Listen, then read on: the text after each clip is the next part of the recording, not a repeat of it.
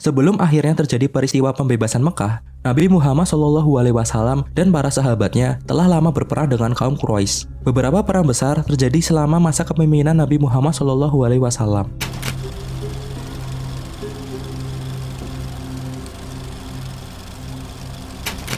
Bermula pada masa sebelum diutus menjadi nabi, kaum Quraisy sejak dahulu terkenal sebagai kaum pemberontak dan juga masih menyembah berhala. Lalu pada suatu hari, saat Nabi Muhammad SAW berada di Gua Hiro, malaikat Jibril datang untuk menyampaikan wahyu Allah, mengutus Nabi Muhammad menjadi rasul terakhir dan berdakwah untuk menyebarkan agama Islam.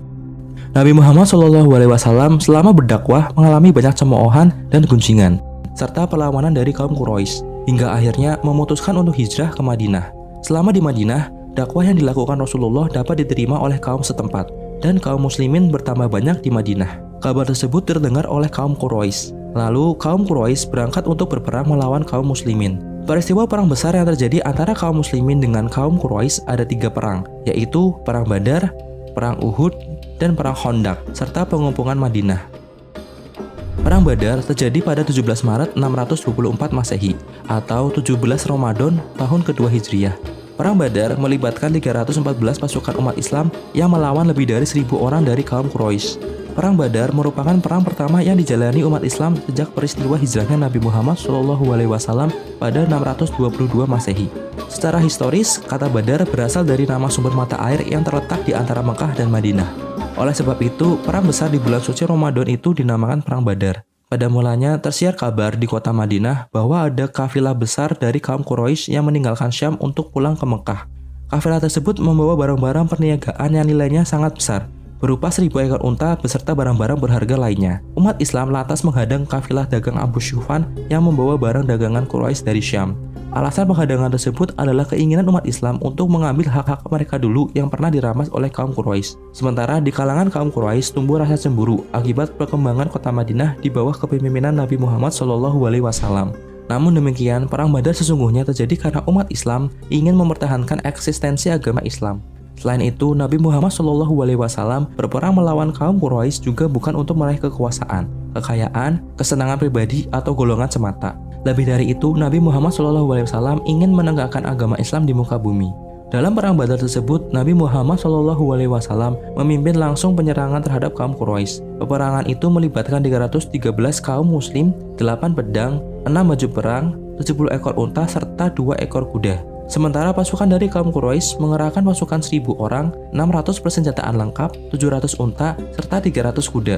Meskipun kalah dalam jumlah pasukan, kaum muslim tetap bersemangat untuk berjihad di bulan Ramadan. Semangat perang itu berhasil menewaskan 3 pimpinan perang dari pasukan kaum Quraisy, yaitu Utbah, Syaibah, dan Walid bin Utbah. Pada akhirnya, Perang Badar dimenangkan oleh pasukan dari umat Islam. Kemenangan pada Perang Badar tersebut membuat posisi Islam di kawasan Madinah kian kuat. Sementara kaum Quraisy yang kalah di Perang Badar harus menelan kekecewaan mendalam. Mereka pun semakin berhasrat untuk membalas dendam dengan persiapan yang jauh lebih matang. Bagi umat Islam, Perang Badar adalah peristiwa besar, apalagi terjadinya pada bulan suci Ramadan. Perang Badar menjadi pertempuran besar pertama umat Islam dalam melawan musuh. Melalui pertolongan Allah, kaum muslim berhasil menang meskipun kalah jumlah. Bahkan Allah SWT menamai Perang Badar sebagai Yaum Al-Furqan alias hari pembeda. Perang Uhud. Perang di kawasan Uhud bermula dari keinginan balas dendam kaum kafir Quraisy seusai kekalahan mereka dalam Perang Badar.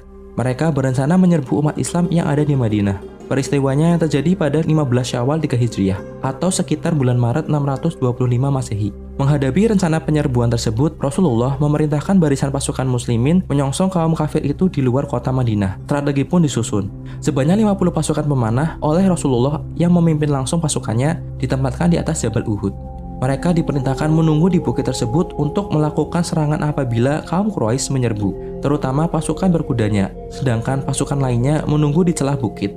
Maka perang antara pasukan kaum muslimin yang berjumlah 700 orang melawan kaum musyrikin Mekah yang berjumlah 3.000 orang akhirnya berkobar. Setelah kekalahan umat muslim terjadi karena pasukan pemanah kaum muslimin yang tadinya ditempatkan di Bukit Uhud tergiur barang-barang kaum musyrikin yang sebelumnya sempat melarikan diri.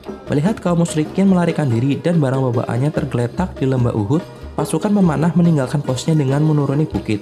Adanya pengosongan pos oleh pemanah tersebut digunakan oleh panglima kaum musyrikin, Khalid bin Walid, sebelum masuk Islam guna menyerang umat Islam. Khalid bin Walid ini sebelumnya memang digambarkan sebagai seorang ahli strategi yang memimpin tentara berkuda. Akibat serangan balik tersebut, umat Islam mengalami kekalahan tidak sedikit.